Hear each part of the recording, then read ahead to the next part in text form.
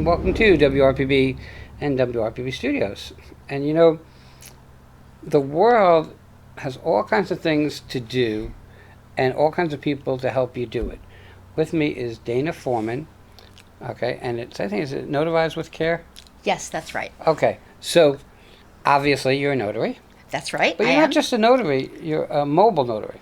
I'm a mobile notary and a loan signing agent, and I'm also a nurse. Okay, let's we'll take one piece at a time here. Okay. Mobile notary, how does it differ from another notary, you know? Well, there are notaries at banks and notaries that have offices, and you go to them. But as a mobile notary, I come to you. So if someone who is in a hospital or an assisted living facility or just at home and can't get out calls and needs something notarized, I go to them. Okay, why'd you choose that path? First of all, why'd you choose to be a notary? Well, I've been working in nursing in the area for the past 12 years at the VA, Oh, okay. Alzheimer's community care, and I would leave home and be gone for 9 hours. I love nursing, but I was gone for a long time, and also nursing is very busy these days. Yes. Ask anyone who's a nurse, and your mom was in the hospital, so Sure. you know nurses are running their tails off. Yep. My mom is 90, just like your mom. She needs help. She needs a little more help. So I wanted to be able to be flexible and be in and out, but still serve the public. And notary was a good way to do that. Interesting, because when I was going through my phase, I had my heart attack and stuff, and I went and took my real estate test for here, even though I was a broker in New Jersey. I said, oh, look, I passed the test. So Yeah. I went and I took the notary thing. And I don't Oh. do any notary, and I didn't even buy the stamp. I just wanted to take the test and the course. So I took Yeah. the test and the course. I'm not going to do any notary. I'm busy here. Yeah. And, you know, I have a chocolate company, and I have a company that does embroidery and stuff. So adding another thing to my plate is just too much. Yeah. And unlike you, I don't really even want to run around. Not that I don't want to help anybody, Yeah. but I really don't want to run around anywhere. So you get into this, and you decide you just don't want to be a notary. You want to be someone that can go to other people and do the notarization there. Is that the right word? Yes, that's right. I want to help people who have important documents they want to sign, but, you know, and it might be a will, it might be a power of attorney, people who might be in hospice, people who are sick and can't get out to get their documents signed, and banks don't notarize documents that require witnesses.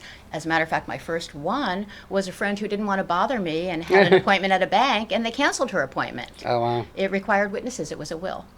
So, you know, I want to be able to help people who can't get their documents signed other ways. Okay. Okay. So that's that phase. That's that part of it. But you're also a closing notary? Right. So what's a closing notary? All right, so that's called Notary Signing Agent or Loan Signing Agent. Okay. And that's completely different. That's a different certification. It's becoming familiar with all the documents that go with real estate closings. Okay. And that's a very complicated certification. You know what those loan closing packets are like. There's a lot of documents in those. Right. And it's becoming familiar with those and being able to be error-free with those closings that require not only notarizations, but signatures, initials, dates, sometimes in the top of the page, sometimes in the middle of the page. You have to be able to do that error-free and also explain to the client what that is that they're signing, but not why. If they need further explanation as to why those numbers are like that, Right. you have to be able to allow them to speak with their loan officer. Okay, so basically your job is to make sure that the things that they're signing are signed in the proper place Right. by the proper person. By the proper person that you have identified in the manner that a notary, as you know, is supposed to identify the person. No, honestly, I don't know because I don't remember. Okay. Okay, I took All excited. If you guys want notarization, you're gonna go to Dana. All right. Don't call me because I'm not coming. I don't even have a stamp. Okay. Right. Okay. So a notary, an important aspect of being a notary is to identify that the person before you is the person they say they are according to their identification, knows what they're signing, and is willing to sign it. So the question that I have is, what constitutes identification?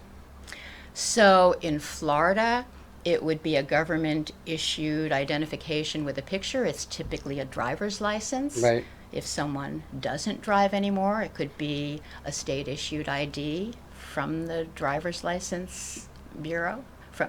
Right. It could be a passport. And then there's a whole list of available IDs that would suffice. If someone doesn't have that, Right. and typically someone who's in a facility may My have. mom doesn't have it. Right. I have an old driver's license from Mom with her picture on it, but she doesn't have anything that's a government issued ID anymore. Right. Besides Medicare and whatever, but Right.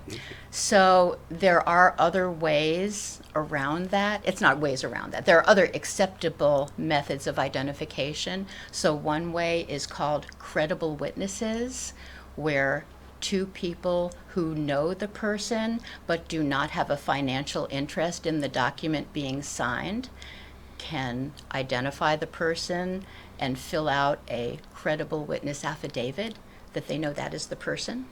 interesting because they can't have a financial interest in whatever they're signing. That's right.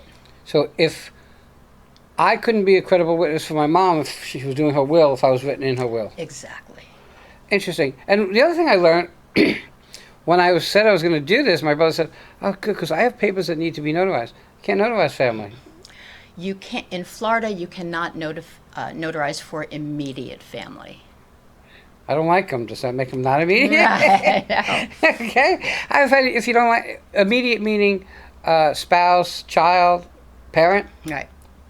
and brother and sister. And that would also be immediate family. Right. A cousin, uncle. A cousin would be okay. An uncle would be okay, but not a good idea if you have an interest in the document being notarized. Okay. I honestly, truthfully, my opinion, it's probably not a good idea anyway. Probably right. Okay. You want to, like I'm in real estate, okay, you're a notary, these are all legal things Right. that could easily miss a beat and could cause you grief and trouble. Absolutely. And that's why you take the course, that's why you study, that's why you Right. know what needs to be done. Right. It's funny because you are also a nurse. Exactly. Okay. And also in the medical field, documentation has to be done very precisely and very timely as well. Okay, so now this is an interesting question, in my opinion. You're working as a nurse, and you're taking care of Mary, who's 90 years old, and you're her caregiver, or her nurse, and she does a will. Can you notarize it? No. Because you're taking care of her. Right. So you can't really, you have to be totally separate. You can't even be one connection to that document. Right. And typically in facilities, the employees are not allowed to notarize for the clients in their facility. Interesting. And I hate to say it, some probably do, and that would be skating the line. It's not every facility, Right. but more often than not. Okay. How long have you been nursing? Over 30 years. Okay. So she started when she was 1.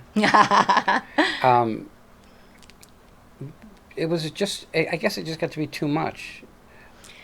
Well, for years, nursing, and it wasn't just where I was at the VA in Stewart. Okay. But not just the VA, civilian nursing positions also, very understaffed, people covering for multiple positions besides their own position, and feeling terrible for the patients that they're trying to serve. Nurses are there because they want to help people. Okay, so my philosophy, and you guys know me for a long time, is nurses are more important than doctors. Doctor comes in, he makes his rounds, she makes his round, she's done. You are there and on a 12-hour shift, basically, dealing with everything in between. Yeah. And you have to make some serious decisions as Right. as a nurse. Mm-hmm. So, to me, nurses are angels. Okay, I get it because I've been in hospitals and my mom hospitalization, Yeah. and you see who's there. You have to sit there and wait for a doctor possibly to come that Yeah. day, but it's the nurse that goes through everything. So, the fill in here is that that's also such a very detailed type job. Yes, it is. So you going from that and being detailed there into notary, which is a very detailed job. Yes, you have to be. When I notarize a document, I am checking every page and every part of every page to make sure I'm doing it right. Okay, so my question to you is, we're on the Treasure Coast. Where do you notarize? So I cover from St. Lucie County to North Palm Beach County. Okay, so you don't go to Indian River County. No, that's a little too far north. That's interesting. And yet you think Palm Beach County's closer? Well, I live in Palm City. Okay, so okay, I'm I just get kind of in the middle of that area. Right, right. So you go St. Lucie, Martin, and North Palm Beach. the north end of Palm Beach. So to about Gardens. Okay. But you can notarize anywhere, right? Anywhere in Florida. Anywhere in Florida. So Right. it's just, you have to say it as it that I took the course and I have to ask you these questions. No. I mean, So it's a state you don't practice thing. it. Yes, it's a state thing. Okay. And in fact, I can notarize a document originating from any state as long as I'm in Florida when I'm notarizing it. And the person's in Florida, whoever signing it. Well, now, Right. since I'm not doing remote online notarization Right, yet, but that's yeah, about to it's either here Yeah, at yeah, this point when yeah. you see this, Yeah. and people can go on your website and find out yes. if it's available. Yes, and, they can. And what to do. Okay, Yes. so because we come to the top of our time, what's the procedure? So I now my mom's 90. I want to redo her will, so we type up a will. Okay.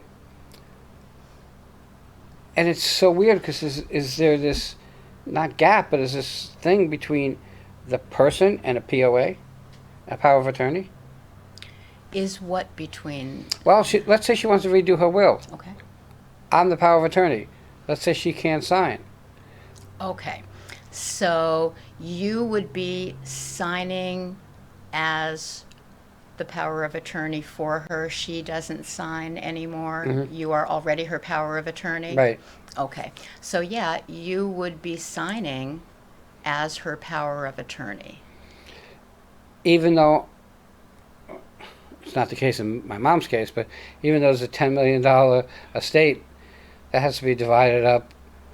Well, typically when you get to something at that level, you wouldn't just be typing it up. You would be going through an attorney to make those changes. So I wouldn't do it on a napkin Probably so not. that my brother can't catch me. Probably not. Okay, so But what I do want to mention something. There are a good number of people. My mother happens to be one of them. She went to an attorney to have her will done. She never went back to sign it.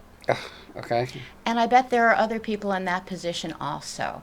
I offer a concierge service to attorneys. I will go to their office, pick up the paperwork, take it to their client, get it signed and notarized, return it to them.